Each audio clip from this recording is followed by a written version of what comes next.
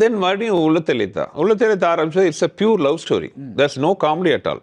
It's a pure love story. Due to some reasons கொஞ்சம் கொஞ்சமாக அதை சேஞ்ச் பண்ணது பார்த்தீங்கன்னா அந்த ஃபைனல் ப்ராடக்ட் வந்து இருந்துச்சு. It became a huge hit. எத்தனால சேஞ்ச் ஆச்சு? I think already I told this. நான் பண்ண லைன் வேறு. இளையராஜா சார் ட்ரூப்பில் வந்து வயலின் வாசிக்கிற ஒரு ஹீரோயினுக்கும் கோரஸ் பார் ஒரு ஹீரோக்கும் வர லவ் தான் அந்த கதை.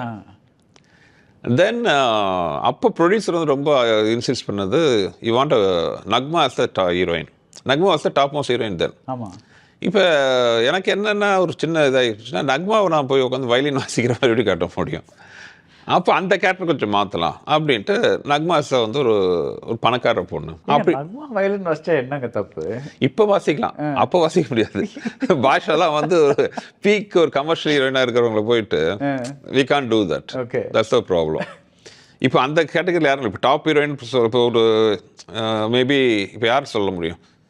இப்போ டாப்பில் இருக்கிற ஒரு யங் ஹீரோயின் அப்படின்னு சொல்லி போயிட்டு அவங்கள வந்து ஒரு டீக்ளாமரைஸ்டாக ஒரு புடவை கட்டிட்டு வயலின்லாம் வாசிக்க வச்சுட்டு இருந்தோம்னு வைங்க. கமர்ஷியலாக சொல்கிறேன்.